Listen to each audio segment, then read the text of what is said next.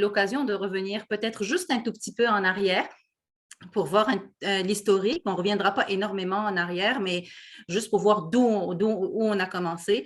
Mais l'idée, c'est de se concentrer sur ce qui a été fait durant les 2, 3 dernières années et ce qui est en cours également et qui va continuer. Donc, pour les premières diapos, peut-être, c'est un peu d'éléments répétitifs pour ceux qui étaient déjà là, qui connaissaient le projet depuis 2014. Mais la suite va être un petit peu plus par rapport à aujourd'hui en cours, puis qu'est-ce qui s'en vient. Donc, on change de diapo juste pour un petit rappel. Notre partenariat des fondements solides, en fait, il y a déjà plusieurs années, quelques années, lorsqu'on avait fait le pari de s'engager dans cette grande aventure, on s'était quand même donné des fondements, un socle qui était solide, qui a servi pendant les 3, 4 dernières années, mais qui continue, il sert encore et qui est encore à jour. Donc, on s'est donné des valeurs qui sont communes, la collaboration, la confiance, l'audace, l'engagement. C'est important de s'en rappeler parce que c'est quand même une approche conjointe et collective qu'on s'est donnée pour travailler ensemble, pour diminuer nos coûts d'exploitation, maximiser nos occasions de partage, mais aussi favoriser le développement. Donc, c'était important qu'on s'entende. Et ces valeurs en cours encore aujourd'hui. On s'est donné aussi des principes directeurs, donc dans la manière de prendre nos décisions qui nous guident pour la prise des décisions, ce qui n'est pas toujours facile. Des fois, ça nécessite un grand doigté, des fois de la ténacité, des fois un peu de concession. Donc, c'est pas si simple quand même, mais ce sont quand même des principes qui nous guident depuis déjà plusieurs années. On change de diapo, Benoît. Donc, très rapidement, la 5e que Benoît a passée, en fait, c'était les principales étapes. Ça permet d'avoir un regard, donc une figure chronologique et visuelle. Benoît, je pense que c'est celle d'avant, s'il te plaît. Donc, oups, celle d'avant normalement, mais c'est pas grave. Les principales étapes de réalisation du projet PPS et de création du partenariat, exactement. On ne la regardera pas dans le détail, mais ça permet de les tirer de l'article qui avait été écrit par Benoît Richard et moi. Ça permet de dire, ben, écoute, si on est là aujourd'hui en 2023 avec la mise en place d'une nouvelle structure de gestion et de gouvernance, mais on a commencé en 2014. Donc, depuis 2014, on a commencé avec le projet PPS et tranquillement, c'est l'implantation de ce projet, de cette plateforme partagée, puis l'élargissement de la cartographie, puis la création, donc la mise en place d'une nouvelle structure de gouvernance, c'est quand même depuis 2014 et on est en 2023 et on aurait pu mettre un petit tiret à 2023 parce que les projets et les dossiers, les activités sont encore en cours, mais ça permet de voir que à l'origine, donc là on peut passer Benoît, donc à l'origine, donc il y a des années qui sont plus, non celle d'avant, il y a des années qui sont plus charnières que d'autres, il y a des années où il y a plus de développement, plus d'implantation, mais grosso modo, la PPS, la plateforme partagée de services, c'est un projet qui a été esquissé bien sûr en 2014, où qui a été une vision du projet initial de 2015 à 2017, quand on avait présenté notre DAF et qui s'était cristallisé avec l'obtention du financement de 10,4 millions du ministère. On avait déjà esquissé une cartographie beaucoup plus large, des systèmes ensemble, une offre mutualisée. Donc, il y avait vraiment déjà un potentiel élargi, mais c'était vraiment à la base de ce partenariat-là, l'origine de ce partenariat, c'était la plateforme partagée service. Donc, là, on va regarder un petit peu plus la diapo 7. Donc, la diapo 8, excuse-moi Benoît, diapo 8. Non, c'est ça, la diapo 7, je m'excuse. Donc, la diapo 7, c'est un résumé. Là, quand on a vu la première, c'était plus de 2014 à 2023. Donc, on va se concentrer davantage depuis donc 2019 jusqu'en 2023. Ce qu'on va voir après, c'est depuis qu'on a eu la subvention du ministère, il y a eu l'adjudication du contrat qui a été confirmé en octobre 2017 et on s'est rendu compte qu'on avait une marge de manœuvre extraordinaire ou une marge de manœuvre quand même qui nous permettait d'aller beaucoup plus loin que juste la plateforme partagée de services. Donc, il y a eu conformément aux orientations dans le temps de 2017 à 2020, on s'est donné donc les moyens. Donc, on a fait un travail d'évaluation de la cartographie de services qui était dans les DAF et décidé ensemble qu'est-ce qu'on voulait travailler ensemble, c'est quoi les dossiers, les projets majeurs qu'on voulait mettre en place ensemble. Donc, c'était une occasion en or. c'est comme ça qu'en 2020 se sont ajoutés des dossiers. Donc, réellement, en 2019, il y a eu l'utilisation première du concept du partenariat des bibliothèques universitaires. Donc, ce n'est plus juste le projet de plateforme qu'on a élargi avec d'autres projets en 2019. S'en est suivi également en 2020 un élargissement avec le déploiement d'outils de gestion de découvrabilité. On a continué en 2022 avec des dossiers plus de fonds sur les stratégies de soutien à la diffusion, la recherche, la stratégie soutien à l'enseignement, donc des projets qui viennent camper ces dossiers majeurs qui sont des dossiers de mission des bibliothèques.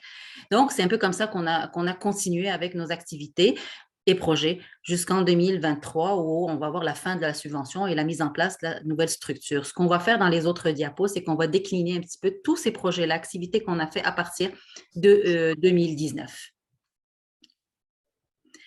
Donc, en 2019-2020, lorsqu'on a eu ce contexte favorable, donc bien sûr, la première chose qu'on a fait, c'est qu'on s'est dit, ben on va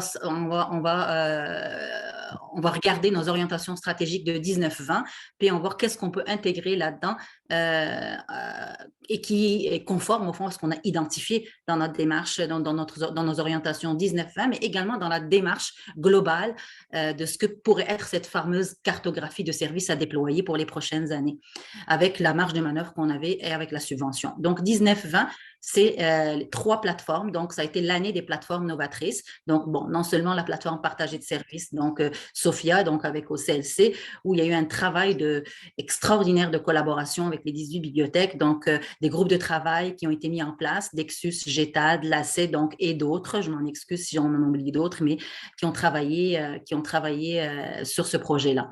On a également mis en place la plateforme de données géospatiales, donc GeoIndex, donc mise à jour avec une infrastructure plus robuste desservant 18 bibliothèques et en place un comité de gouvernance, un comité de coordination, donc une structure de gouvernance pour GeoIndex et bien sûr les équipes dans les bibliothèques, les cartothécaires qui ont soutenu cette plateforme-là pour l'implantation pour les 18. Même chose, la gestion des données de recherche. Dans le temps, on parlait de Dataverse, donc Scholars Portal. Donc, c'est la plateforme de données de recherche qui permet donc de gérer ou de déposer les données des chercheurs, dans nos établissements. Donc, et ça faisait quand même plusieurs années qu'on travaillait sur ces projets-là. Donc, ce sont les 3, pour l'instant, c'est Borealis.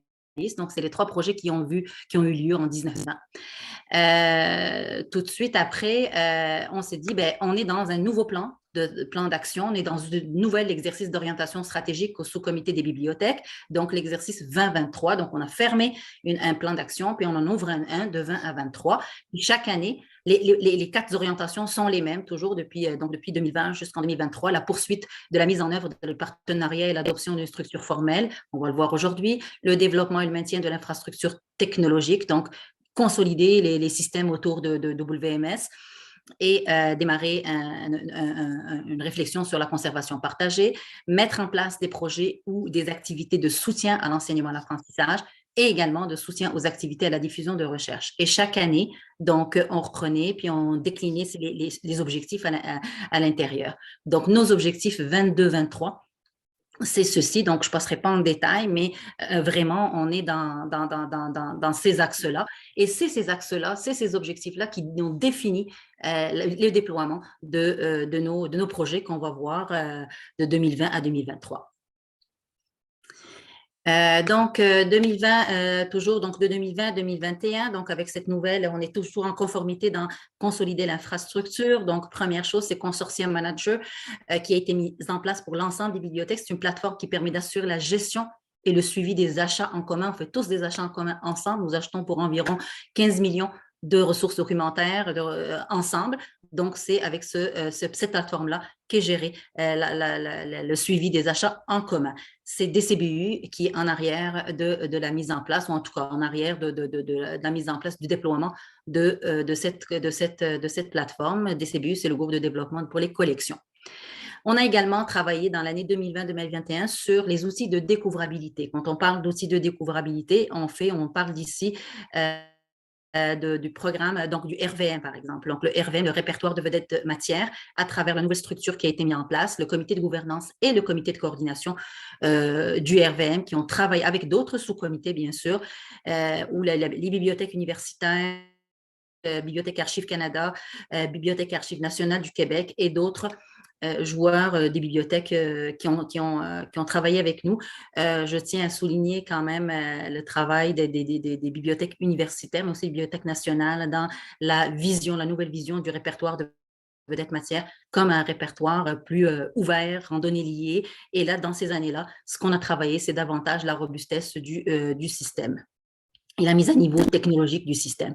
Quand on parle de découvrabilité, on ne peut pas passer sous silence le PFAN, donc le programme francophone des autorités et de nom, donc un comité directeur également, puis un comité des normes qui a travaillé là-dessus, donc aussi avec Bibliothèque Archives Canada, BANQ, dans l'objectif de consolider le fichier d'autorité canadienne, donc c'est les noms d'auteurs, donc en accroissant le nombre d'établissements contributeurs pour qu'il y ait plus de monde qui contribue.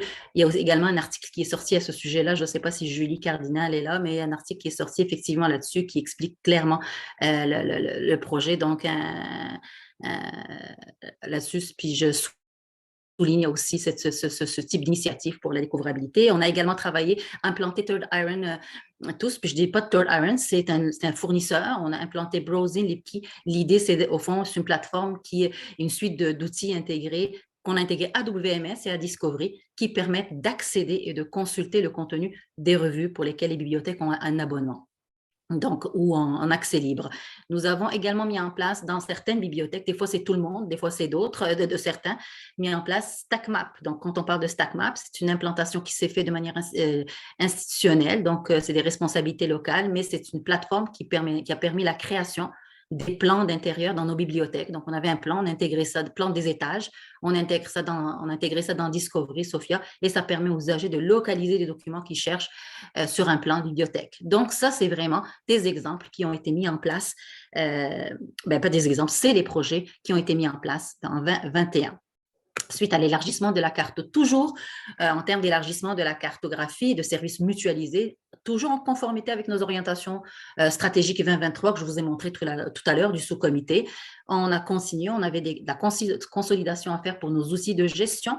Alors, il y a eu un travail qui a été fait pour Tableau, donc avec le groupe IPAD, les indicateurs de performance et les aides à la décision, donc tout ce qui est les statistiques des bibliothèques, donc développement d'un outil de visualisation et d'exploitation des données, qui est un outil de gestion et décision important pour la visualisation et l'exploitation. Donc, même, je pense qu'il y a un prix qui a été donné de reconnaissance en 2021 aux deux personnes qui ont soutenu ce projet, donc à Concordia et à l'Université Laval.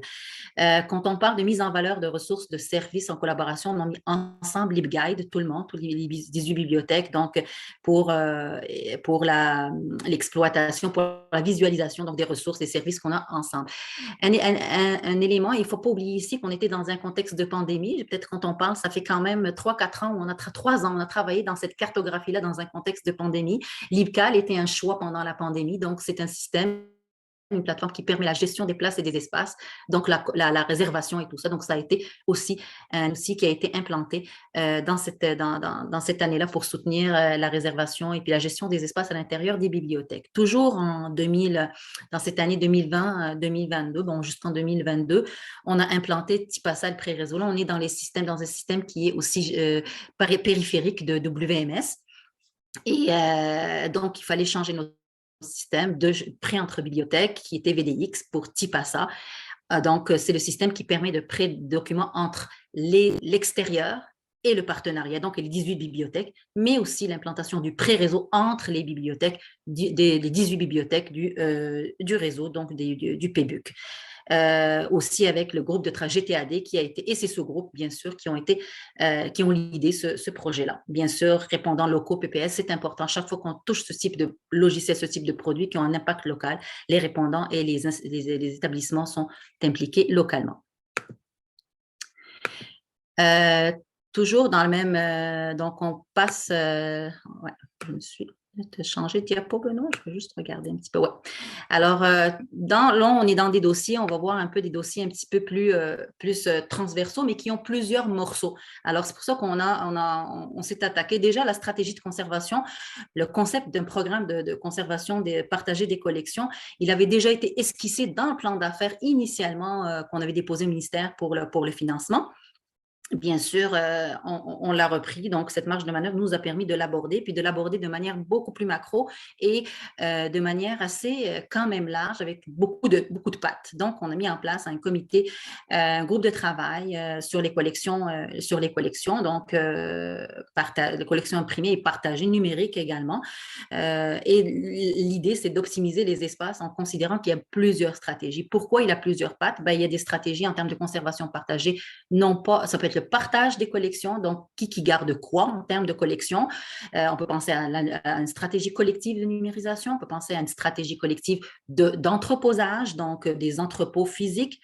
Donc, une analyse d'affaires est en cours présentement pour évaluer tous ces éléments et voir éventuellement l'idée de la possibilité d'une demande de financement, encore une autre fois, pour ce programme. Donc, actuellement, ce qu'on a fait, c'est l'analyse des collections par Green Glass. Donc, un groupe d'experts et nos répondants travaillent là-dessus. Donc, Green Glass pour les monographies, donc une analyse, une application qui permet de donner de l'information utile pour gérer nos monographies, puis voir comment on peut partager la gestion de ces monographies. Et probablement qu'il va y avoir une autre étape pour les périodiques. Deuxième pilier de ce qui a été fait depuis cette dernière année, c'est le protocole d'entente sur le programme de conservation partagée des collections imprimées. Pour s'entendre et faire de la conservation partagée, ben, il faut avoir un protocole, il faut s'entendre sur les clauses, comment on doit le faire, c'est quoi les obligations du PBUC, mais quelles sont les obligations également. Ce protocole-là étant signé, était approuvé juridiquement et il va être signé normalement au cours de la semaine prochaine. Déjà, à partir de demain, on va avoir des signatures officielles. Et bien sûr, l'analyse d'affaires dont j'ai parlé, qui va pouvoir analyser les 3 volets de cette conservation partagée. Donc, on partage ensemble les collections dans nos établissements. Est-ce qu'on crée un entrepôt? Est-ce qu'on fait une stratégie collective de numérisation? Donc, tout ça, c'est des projets, on voit bien 2023, mais on aurait pu mettre un petit tiret pour dire ça va continuer et c'est encore dans notre plan d'action.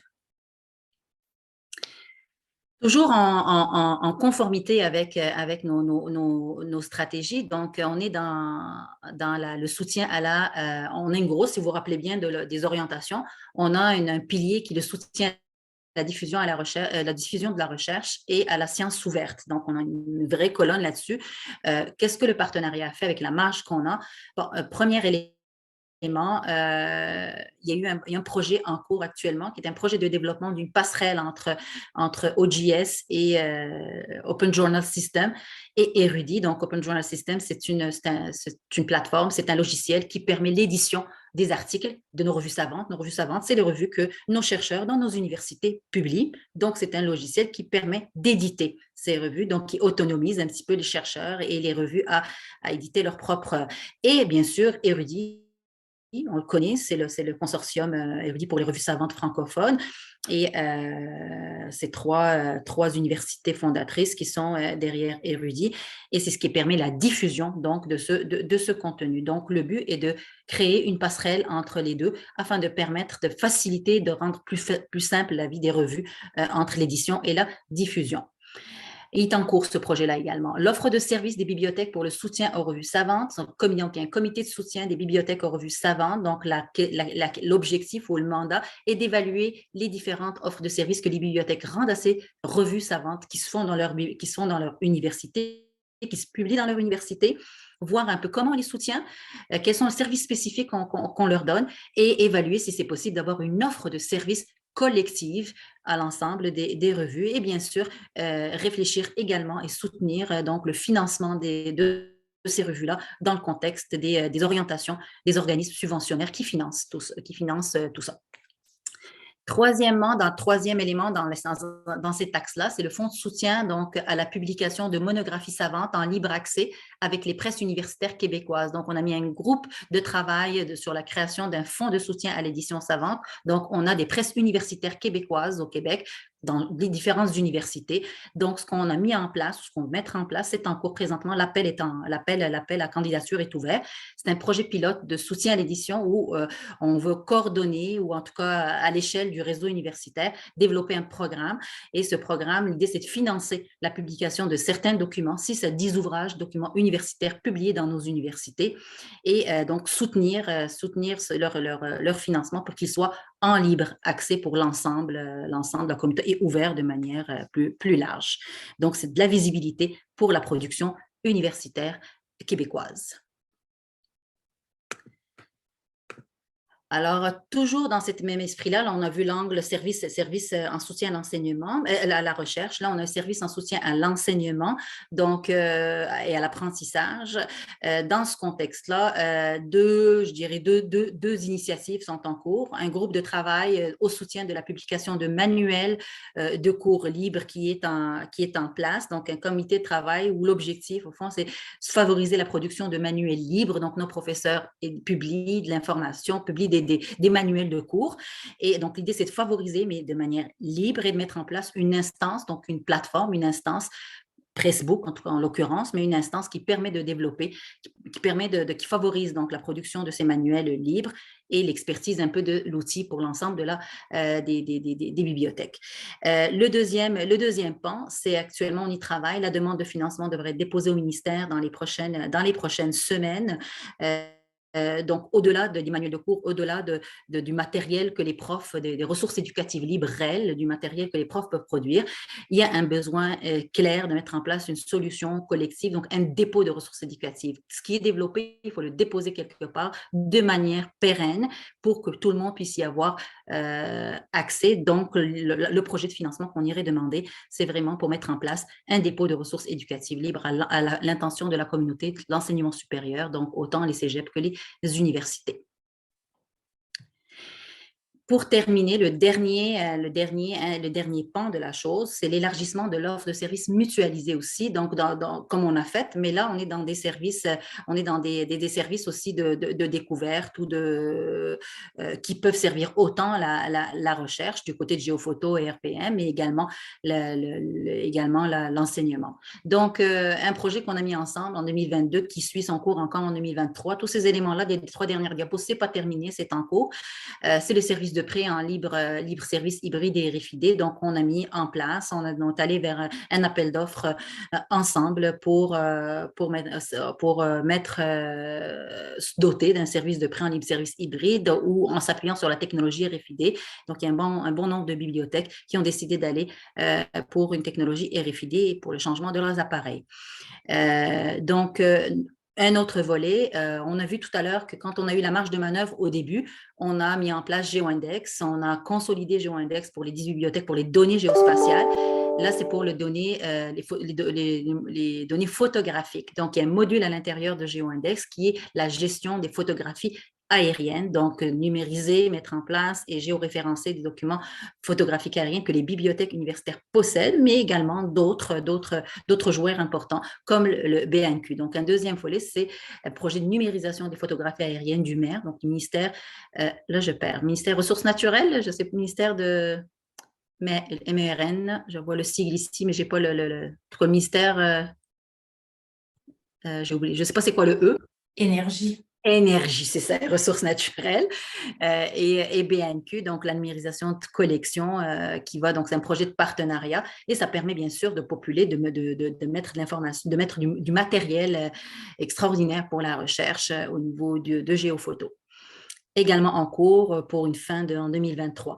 Dans RVM, gros projet, on avait déjà lancé une première partie il y a 2 ans, donc ou il y a 3 ans, qui était le projet lui-même, la consolidation de l'infrastructure technologique. Et depuis la dernière année, c'est le RVM FAST, donc c'est une nouvelle version allégée, je n'irai pas nécessairement dans le détail, qui a été développée donc, cette année et en cours pour l'année prochaine, la diffusion en données liées. Le principe est au fond d'offrir quelque chose, donner de la visibilité au contenu francophone avec cette nouvelle technologie. Comité de gouvernance, bien sûr, et comité de coordination qui travaillent énormément dans ce projet-là. Donc, ça vous donne une idée de ce que c'est cet élargissement de la cartographie. Ça nous donne une idée de ce que nous avons pu faire ensemble depuis les 3-4 dernières années. Ça nous donne aussi, on voit comment cette marge de manœuvre que nous avons eue nous a permis de faire, chose qu'on n'aurait jamais pu faire seul. Donc, au-delà de citer tous ces projets-là qui sont en cours, ces activités qu'on a fait ensemble, ces dossiers, bien, notre partenariat, c'est quand même 18 bibliothèques. C'est pas rien du tout quand on regarde en 3 ans, pendant des 3-4 dernières années où il y avait quand même une pandémie, ce qu'on a réussi à faire ensemble. Donc, on s'organise, on a créé, on a livré, c'est important, on a livré. On sait pas, c'est pas juste de la collaboration pour de la collaboration. C'est réellement un partenariat et non pas juste un consortium. On a livré des projets communs, bien souvent novateurs, et je pense que ça, c'est une carte que le PBUC devrait utiliser. L'idée, c'est pas de maintenir nos services, l'idée, c'est de créer de la valeur ajoutée, innover ensemble, chose qu'on ne peut pas faire chacun tout seul au bénéfice de nos usagers et de la communauté universitaire du Québec. Donc, voilà pour la partie du bilan.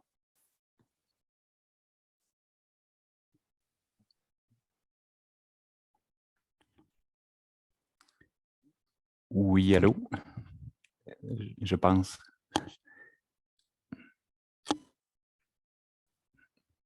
Merci, Luna. Donc, Benoît, est-ce que tu présentes la... Là, ce que je vois, c'est toi, Roger. OK. Est-ce que c'est toi qui avançais la présentation il y a 2 minutes? Oui. OK. Je vais te laisser...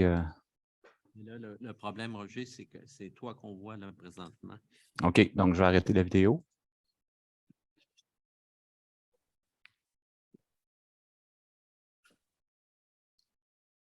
Oui, c'était ça le problème tout à l'heure aussi. Oui, c'est ça. Oui, notre vidéo, on n'est pas capable de voir. Non, c'est ça, c'est bizarre. Mm.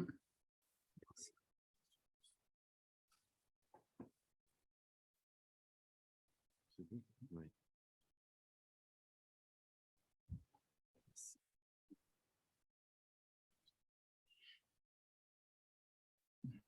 Bon, on y va comme ça, Benoît? Oui. OK, très bien. Bien, écoutez, bonjour tout le monde. Bien content de pouvoir être vous à distance aujourd'hui, mais quand même d'être là.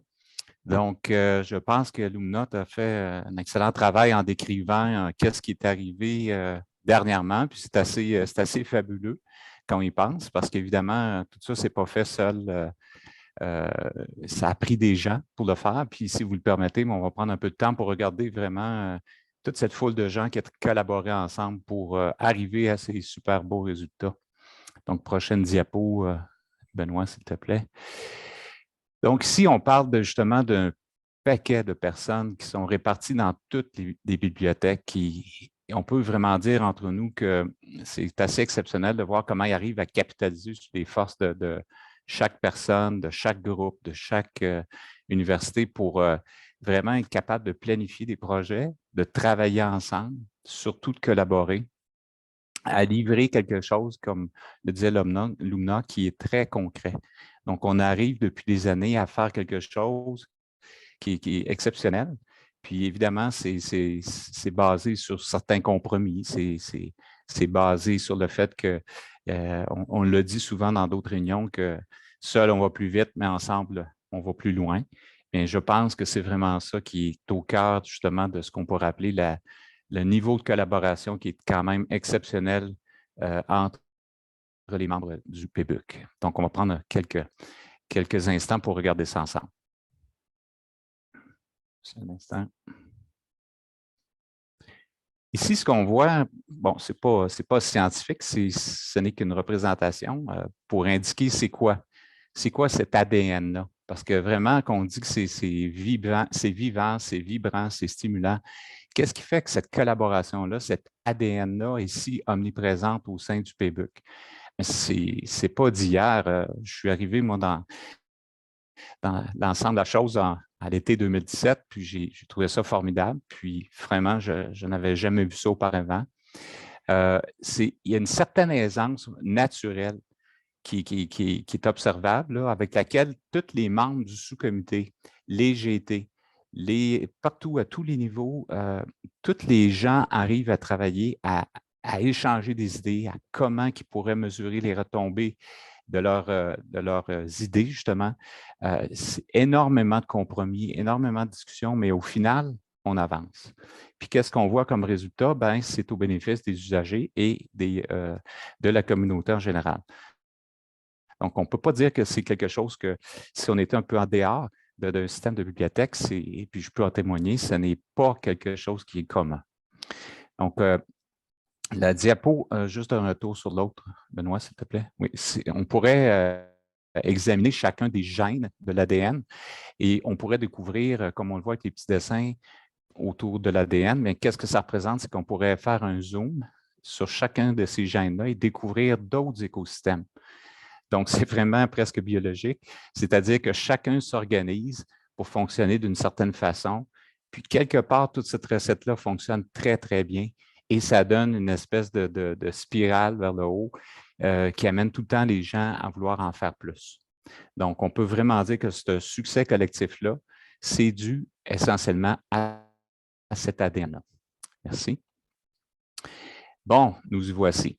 Donc, qu'est-ce que vous voyez là? C'est pas compliqué, c'est tout simplement la formule du succès. Donc, ça a pris beaucoup de scientifiques dans des laboratoires pour arriver à établir qu'est-ce que ça prenait pour avoir ce succès-là, et c'est la formule qui a été découverte. Donc, je vous la laisse examiner, faire vos suppositions. Si vous voulez la solution, ce n'est pas très compliqué. On peut aller voir les ingrédients justement de la formule sur la prochaine page. C'est exactement ça. C'est peut-être plus simple de la manière suivante. Bien, la formule nous disait que ça prend de base les facteurs de collaboration, de confiance, d'audace puis d'engagement. C'est multiplié par 55 ans quand même de collaboration puis d'évolution. Ça prend à peu près 1212 employés quelque part pour faire marcher tout ça. On parle de 18 directeurs, directrices de bibliothèques, plus un 19e membre qui est le siège social UQ, qui coordonne les dossiers collectifs des 10 bibliothèques UQ. Ça prend au moins 25 groupes de travail formés de volontaires à même les établissements, sans compter les sous-groupes qui sont inhérents à chacun de ces grands groupes-là, parce que oui, c'est des groupes, et ça vit, ça respire, ça évolue, ces groupes-là.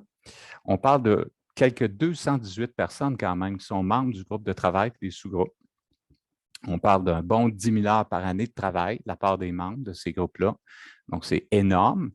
On parle de 10,4 millions de subventions qui est obtenues pour le projet PPS en 2017, qui a été utilisé pour mettre en place WMS, puis pour soutenir plusieurs projets de la cartographie. Il ne faut pas oublier que beaucoup réfèrent souvent aux produits d'OCLC, mais c'était vraiment maximisé comme subvention. Elle se termine en 2023, mais le millage qu'on a fait avec ça est quand même fantastique. On parle de 322 réunions du sous-comité de pilotage, maintenant devenu le comité de gestion des opérations.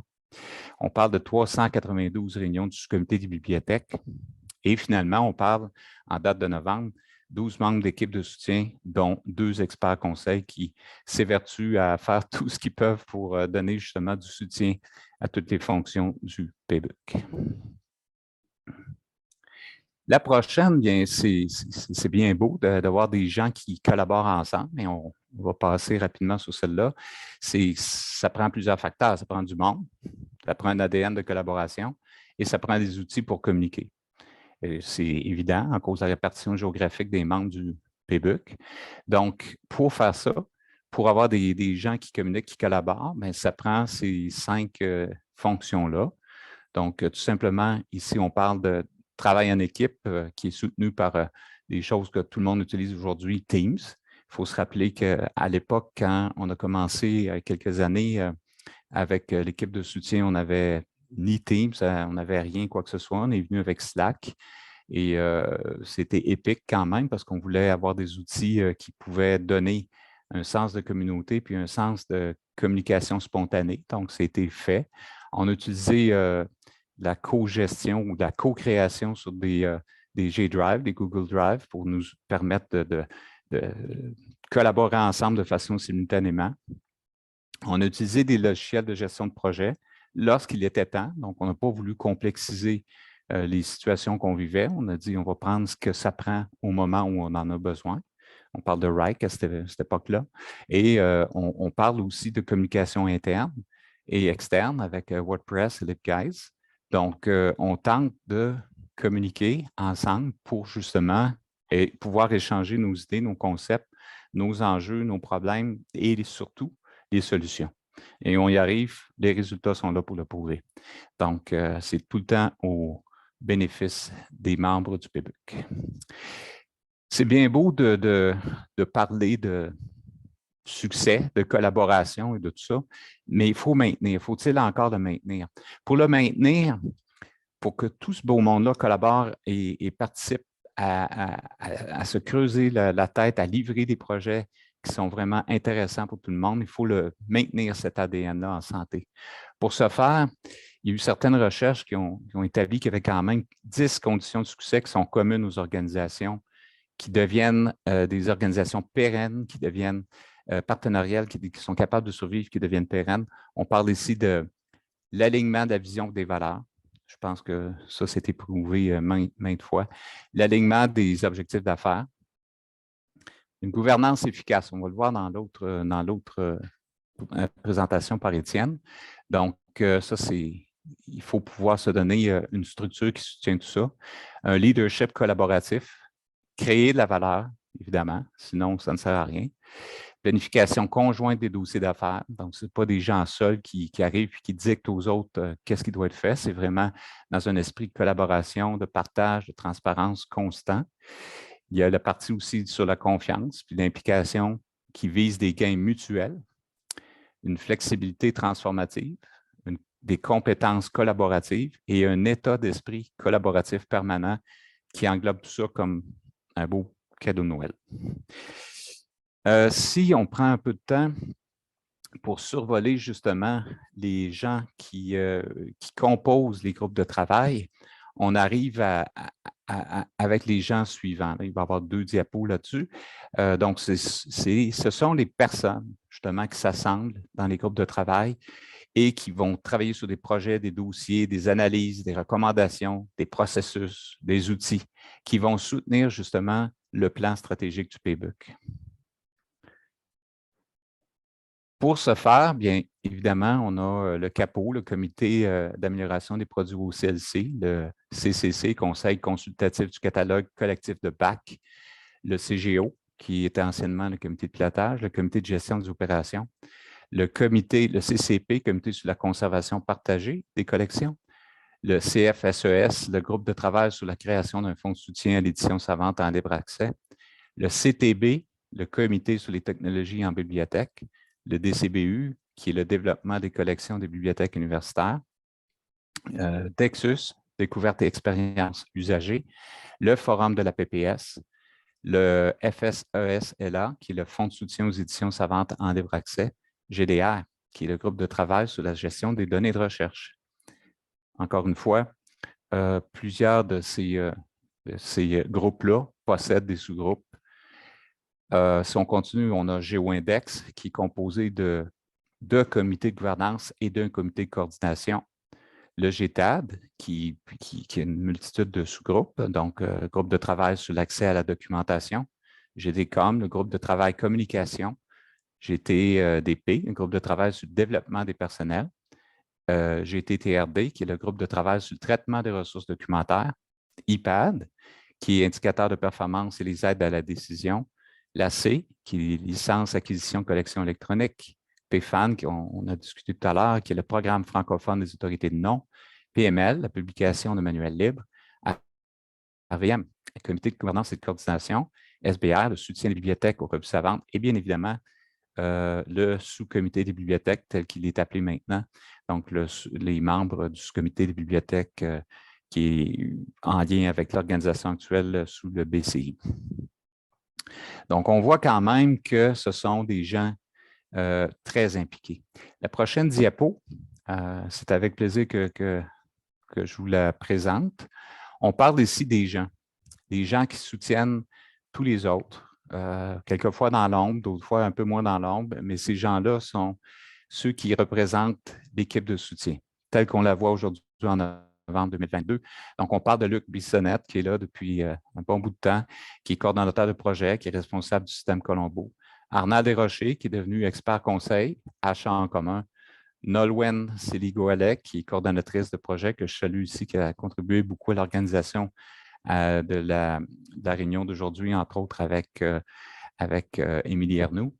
François Charbonnier, gestionnaire de produits que tout le monde, beaucoup de gens connaissent et qui est très apprécié.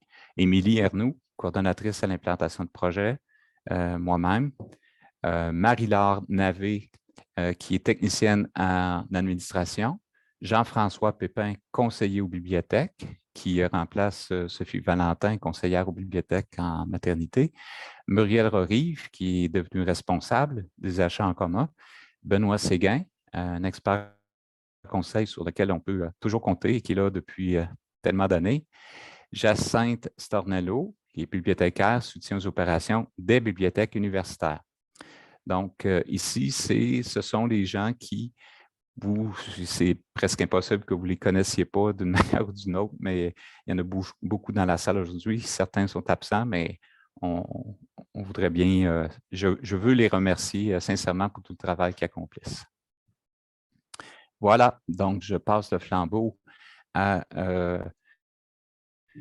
Étienne qui va couvrir la prochaine partie. Merci beaucoup.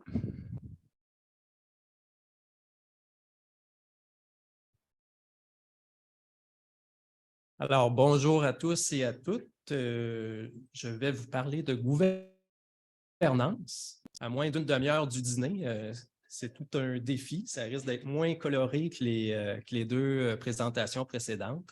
Néanmoins, les enjeux de gouvernance sont vraiment très importants, donc il nous apparaissait essentiel de vous expliquer notre démarche aujourd'hui, même si vous connaissez déjà la conclusion. Donc, il n'y aura pas de punch. Tout le monde sait que la conclusion, c'est que le PBUC sera rattaché à l'Université de Montréal qui agira à titre de mandataire. Par contre, je pense qu'il est important de prendre quelques minutes pour parler de l'ensemble de la démarche et surtout des prochaines étapes. Petite mise en contexte, on se rapporte à l'été 2020, on était en pleine pandémie, mais aussi en pleine implantation de WMS et de SOFIA. À ce moment-là également, notre cartographie de services s'était considérablement développée par rapport au début de nos projets, ce qui nous a amené à amorcer une réflexion sur l'avenir de notre gouvernance. Il y avait aussi dans le portrait la fin de la subvention qui s'annonçait pour mars 2023. Donc, au sous-comité des bibliothèques, on a mis en place le comité ad hoc sur la gouvernance qui avait pour mandat de proposer une structure de gestion et de gouvernance du partenariat des BUC en mode opérationnel une fois la subvention échue. Ce comité qui était présidé par notre collègue Guylaine Baudry. Comment on a procédé? Bien, la première étape, ça a été de procéder à un exercice de balisage par rapport à ce qui se faisait ailleurs. Parce que des consortiums de bibliothèques universitaires, bien, il y en a ailleurs. Certains connaissent OCUL, le regroupement des bibliothèques universitaires de l'Ontario, mais il y a également un regroupement de bibliothèques universitaires dans l'Ouest canadien, il y en a un autre dans l'Est canadien. On a regardé ce qui se faisait aux États-Unis et ailleurs dans le monde. On a regardé quels étaient les modèles de gouvernance et de gestion déployés. Et tout ça a alimenté notre réflexion. Ensuite, en parallèle, on a procédé à un sondage auprès des directeurs de nos bibliothèques universitaires pour voir où on en était par rapport à notre vision du partenariat. Parce que notre énoncé de mission, notre vision, nos valeurs, on les avait déjà énoncées il y a quelques années. Mais là, le partenariat avait évolué, puis il fallait voir où on en était rendu dans le partenariat, quelle était notre vision d'avenir, qu'est-ce qu'on avait en tête comme développement futur du PBUC. Donc, ça a été un sondage fort intéressant. Ensuite, on a mené un atelier d'une journée avec l'ensemble des directeurs pour examiner les résultats du sondage et commencer à discuter de différents scénarios de gouvernance qui étaient ressortis là, dans l'exercice de balisage, dresser le pour et le contre de différents scénarios en fonction de nos besoins à nous, PBUC. C'est à ce moment qu'on a commencé à réfléchir à même la possibilité de sortir du BCI parce qu'on avait évolué avec le temps et qu'on était peut-être rendu à une autre étape dans notre développement. Donc, on a produit un rapport d'étape pour nos patrons, donc pour l'EVRA, ce qu'on appelle l'EVRA, le Comité des affaires académiques. Donc, vous savez qu'on est un sous-comité des bibliothèques au BCI, donc on est rattaché au Comité des affaires académiques. Donc, on leur a déposé un rapport dans lequel on leur a demandé leur appui pour analyser 2 scénarios de gouvernance future pour le PBUC, soit celui de demeurer au sein du BCI, mais de revoir la relation, donc d'élaborer un nouveau contrat de service avec le BCI. Ou autre scénario, ben, ce serait de créer un OBNL, donc d'obtenir un statut légal pour le PBUC. Donc, ça a été présenté au Comité des affaires académiques qui a appuyé la démarche et le dossier a cheminé ensuite, parce que c'est comme ça que ça fonctionne au BCI, c'est passé par le Comité des affaires académiques qui a donné son appui et le dossier a cheminé jusqu'au conseil d'administration du BCI qui regroupe l'ensemble de nos chefs d'établissement. Nos chefs d'établissement ont eux également appuyé la démarche, mais nous ont demandé d'ajouter un 3e scénario à notre analyse, soit celui du rattachement du PBUC à un établissement mandataire. Par ailleurs, ils nous demandaient, dans notre analyse coût-bénéfice de 3 scénarios, de travailler avec un représentant du Comité des affaires académiques, donc ce fut le président des VRA, qui a travaillé avec nous, et le président de la table des VRAF. Donc, on a travaillé avec Fabrice Labeau du côté des VRA et Denis Cossette du côté des VRAF. Et au sein du comité, on a décidé d'aller chercher une expertise externe, donc de travailler en collaboration avec un expert en gouvernance des organisations, donc avec le professeur Michel Magnan, qui nous a conseillé tout au long de notre démarche et qui a formulé un avis au terme de la production de notre rapport. Et on est allé chercher également l'assistance d'un expert conseil, donc Martin Sévigny, que vous connaissez bien, qui a contribué à nos analyses et à la production du rapport. Donc, un grand merci, Martin. Le CA du BCI nous avait donné un échéancier assez court. On avait jusqu'au mois de juin 2022 pour déposer notre rapport, alors qu'on était à ce moment-là au mois de novembre. Mais on a travaillé très, très fort et assez rapidement pour produire l'analyse coût-bénéfice demandée. Le rapport a été déposé au CA du BCI en juin 2022 et comme vous le savez, les chefs d'établissement ont opté pour le scénario du rattachement à un établissement mandataire.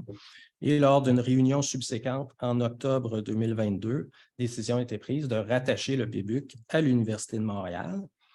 Et dénouement très intéressant cette semaine, l'Université de Montréal a créé la nouvelle unité administrativement au sein de l'UDM. Donc, le PBUC existe déjà.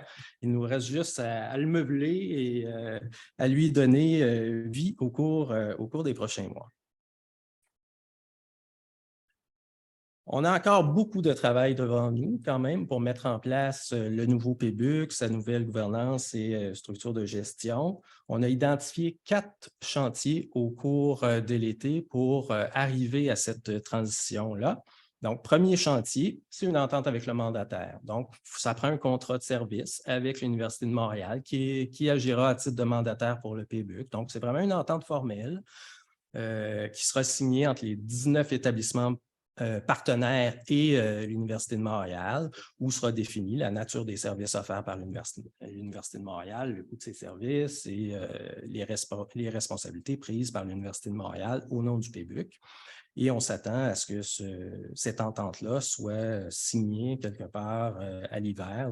On vise février 2023. Ensuite, il faut convenir d'une entente entre nous, élaborer des statuts et règlements pour le PBUC. Jusqu'à maintenant, nous sommes soumis au règlement du BCI là, pour nos activités au sous-comité des bibliothèques, mais là, il faut élaborer nos propres statuts et règlements, donc où on retrouvera l'affirmation de notre vision, de nos valeurs, nos principes directeurs, On va définir qui peut être membre du PBUC, on va définir les différentes instances de gouvernance, le rôle de chacune, etc. Les travaux avancent bon train. On a une première version qui est prête, qui devrait être discutée lors d'une réunion du sous-comité des bibliothèques demain. Ensuite, il y aura, suite à l'adoption de ces statuts et règlements, il y aura une validation juridique et on s'attend à ce que cette constitution du PBUC soit prête à être signée encore là à l'hiver, probablement en mars 2023. Chantier numéro 3, il fallait réfléchir à l'équipe soutien dont on aurait besoin à compter de la fin de la subvention en mars 2023. On a une très, très belle équipe soutien présentement pour le PBUC, mais comme vous savez, la subvention qu'on a eue pour l'ensemble de nos projets arrive à échéance en mars 2023, donc on devait réfléchir à l'après-subvention. On devait planifier un budget prévisionnel pour 2023-2024 et vraiment s'entendre sur quels étaient nos besoins en termes d'équipe soutien pour l'avenir du PBUC. Donc, j'ai le plaisir de vous annoncer que le sous-comité des bibliothèques est arrivé à un budget prévisionnel lors de sa dernière réunion du mois d'octobre, ainsi qu'une décision sur la composition de l'équipe soutien.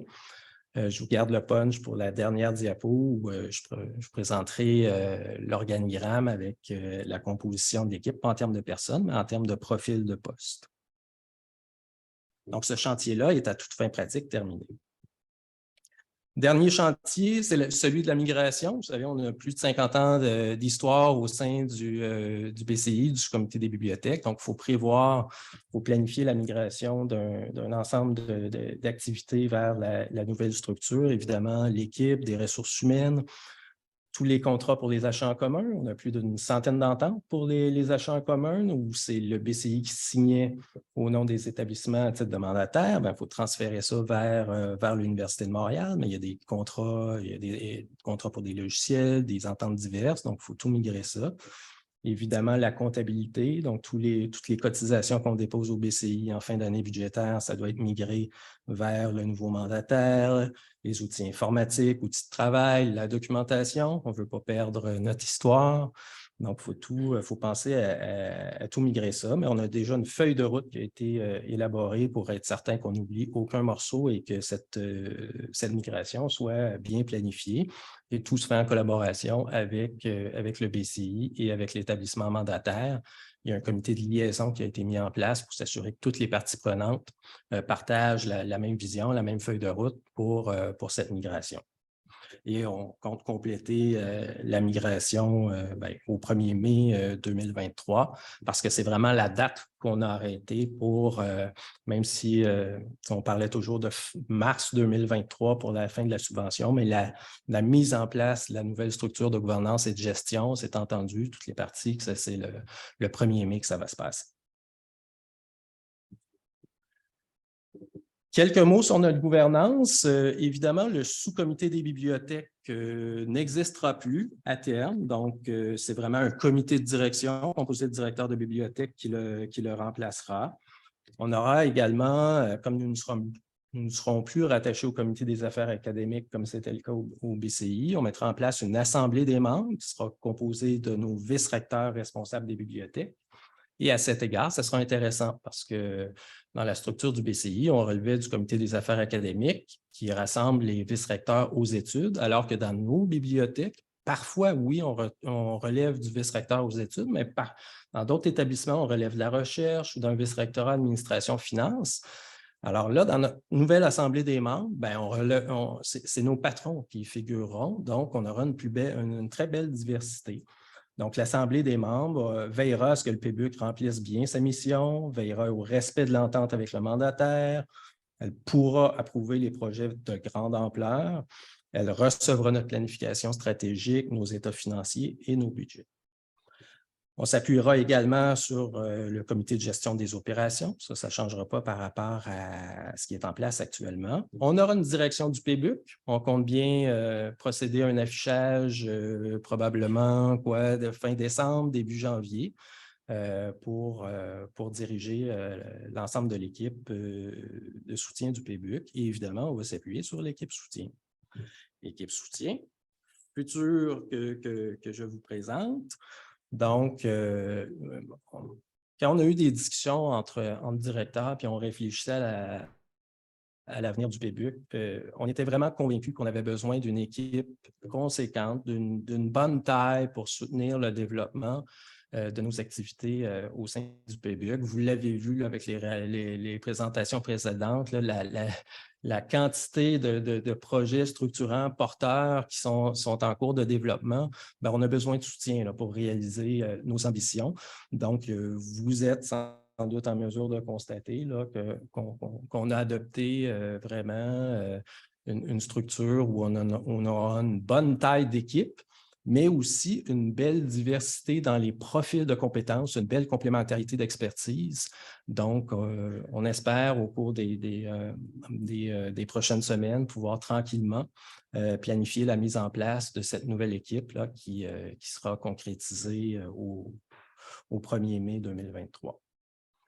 Donc, voilà, en gros, ce que j'avais à vous communiquer comme information par rapport à la gouvernance. Je tiens à vous mentionner que, comme on l'a fait au cours des derniers mois où on vous avait transmis 2 notes d'information par rapport à notre démarche de gouvernance, on va poursuivre ce type de communication-là. Donc, s'il y a des développements significatifs au cours des prochaines semaines, il y aura de nouvelles notes d'information pour que tous soient vraiment au courant de où nous en sommes dans cette transition-là importante. Et possiblement au printemps aussi, on pourra organiser une présentation comme celle-ci là, pour que tous, quand on approchera de la date où vraiment la transition sera complétée, on pourra planifier une présentation comme on fait ce matin. Donc, ça complète la partie gouvernance. Donc, on serait sans doute prêt pour la partie questions. On a hâte de vous entendre. Juste avant, j'aimerais aborder quand même avec vous, là, prendre quelques minutes pour aborder la question des enjeux qu'on vit avec le fournisseur OCLC depuis quelques semaines. Ça a été abordé rapidement ce matin. Sachez qu'on est au courant, on est conscient de l'impact que ça a sur votre travail, on est conscient de l'impact que ça a sur l'ensemble de nos usagers, de l'impact réputationnel que ça peut avoir sur nos bibliothèques. C'est une situation qu'on prend très au sérieux. Il y a déjà eu des interventions assez musclées de fait de la part de François, de Roger.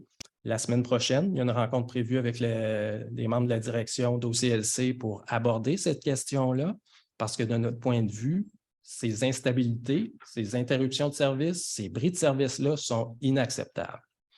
Donc, on doit s'asseoir avec OCLC pour leur faire savoir notre position à cet égard, amorcer une discussion sur leur plan de match, parce qu'on veut des actions, on veut des correctifs, on veut des moyens, on veut des résultats et pas à trop longue échéance. Donc, on est prêt à dialoguer avec eux, mais ça va prendre des actions concrètes et des correctifs parce que présentement, cette situation-là est jugée non acceptable. Faut que ça change. Donc, voilà ce que j'avais à dire par rapport à ce sujet-là, mais si jamais vous avez des questions, n'hésitez pas, mais on serait prêt à ouvrir la période de questions, tant pour les gens dans la salle que pour les gens en ligne, sur l'ensemble des présentations ou toute question là, par rapport au PBUC, là, on a hâte de vous entendre.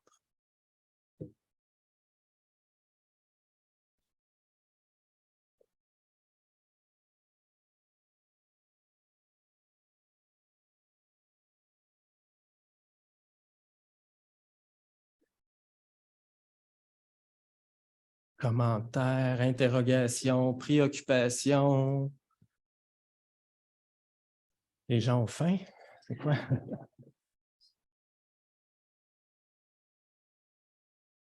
Peut-être en ligne? Oui, il y a une question en ligne. Alors, est-ce qu'un accès libre et ouvert au RVM est toujours prévu?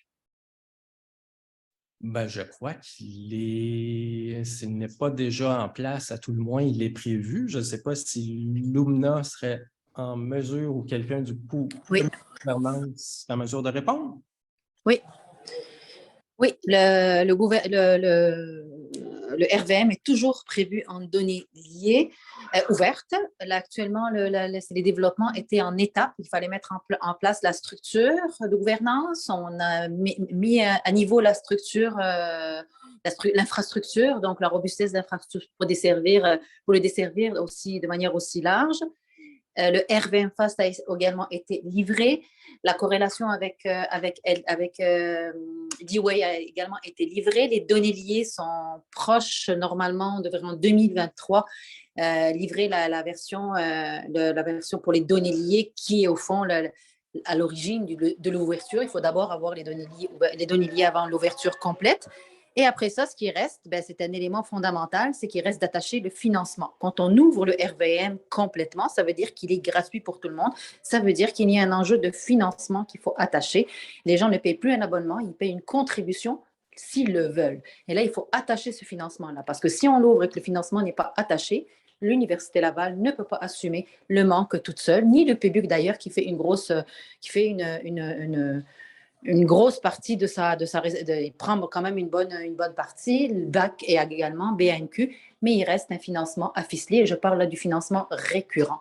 Lorsque ce financement sera complété, et on va voir avec le comité de gouvernance, mais on vise l'année 2023, on ouvrira en données liées, libres, ouvertes. Donc, mais c'est toujours prévu, c'est la vision qui a été mise en place depuis le début, il y a 3 ans.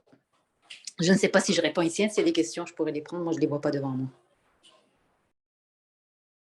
Merci, Loubna. Alors, il y a une autre question en ligne de Jean-François Morin. Va-t-il y avoir du personnel des bibliothèques universitaires existantes pour contribuer à la permanence du PBUC, ou il s'agira d'une entité distincte avec une équipe distincte et celle des BUC? Et il y a Mathieu Cloutier qui remercie Loubna pour sa réponse. Je ne sais pas si tu veux répondre.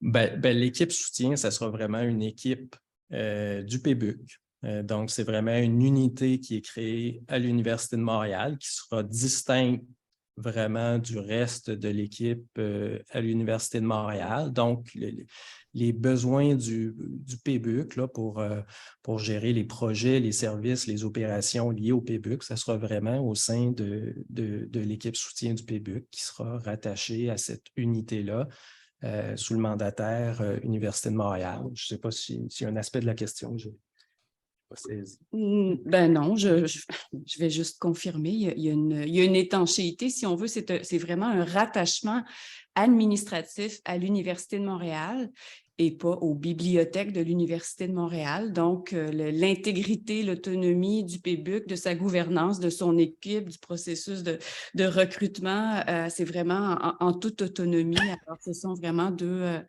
des familles qui vont évoluer dans une même grande boîte, là, mais sans davantage de contact. Alors, il n'y a pas davantage de contact, si on veut, entre cette permanence du PBUC et la direction des bibliothèques de l'UDM. Il n'y en a pas plus qu'avec celle de l'UQTR, où il n'y en a pas moins non plus. C'est le même principe. Là. Retenons autonomie.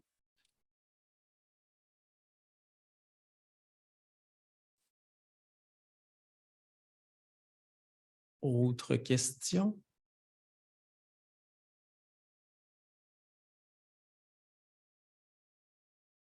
S'il n'y a pas d'autres questions, merci beaucoup de votre attention et bon dîner à tous, tant aux gens présents sur place qu'aux personnes à distance. Merci.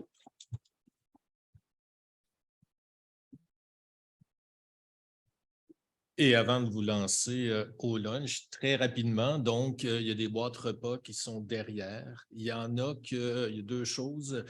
Il y en a qui avaient signalé des allergies ou des intolérances et tout ça. Donc, vous allez voir Marie-Laure qui est derrière là-bas, qui a les noms puis les boîtes. Les autres, c'est votre tâche la plus importante de la journée. Vous devez vous rappeler ce que vous avez mis dans le sondage.